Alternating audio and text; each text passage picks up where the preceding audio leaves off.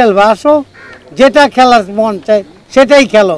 তার তো বাপরেই অস্বীকার করে, কেউ কার জন্মের ব্লাডের প্রবলেম না হলে কেউ এটা বলতে পারে না। কারণ আমরা কাউরে আলাদা করতে চাই না।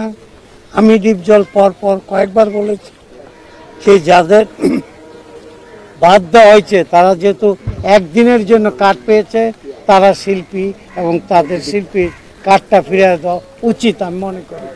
তা আমরা সুযোগ আসছে, আমরা সবাইকে গ্রহণ করে নিলাম এবং বিগত দিনে যারা যে ভুল করছে তাদের আমরা ক্ষমা দৃষ্টিতে দেখে, আপনারাও ক্ষমা দৃষ্টিতে দেখে তাদের সাথে ধৈর্য ধারণ করে কাজ করে এগিয়ে যান। এবং ফিল্ম ইন্ডাস্ট্রি পিছনে তাকানোর সময় নাই, যেহেতু ফিল্ম ইন্ডাস্ট্রি শেষ। ফিল্ম ইন্ডাস্ট্রি কীভাবে ভালো হবে ওইভাবে কাজ করতে হবে।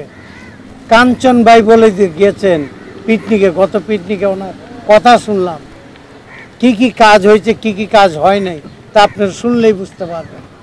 আর যার কথা আপনারা বললেন তার তো বাপরেই অস্বীকার করে, কেউ কার জন্মের ব্লাডের প্রবলেম না হলে কেউ এটা বলতে পারে না। কারণ ও যাকে যা মুখ দেখলো, যাকে যা চিনলো দুনিয়া, তার কথাই ভুলে যায়, তার দুনিয়াতে আর কি দেখবে? ও যা দেখার দেখছে অনেক। কেস খেলবে, আসো, যেটা খেলার মন চায় সেটাই খেলো। কিন্তু আমরা চাই একটা ভদ্রতা এবং নম্র সুন্দর ভালো বলবে ফিল্ম ইন্ডাস্ট্রিকে সেই দিকে নজর দেন, ভালো হবে। আমাদের ফিল্ম ইন্ডাস্ট্রি এই করতে করতে ফিল্ম ইন্ডাস্ট্রি ধ্বংসের পথে গেছে, আর ধ্বংসের পথে যেন না যায়, ফিল্মটা বেঁচে থাকে সেই দিকে খেয়াল রেখে সবাই সুন্দর এবং ধৈর্য ধরে কাজ করেন, ভালো হবে। আসসালামু আলাইকুম।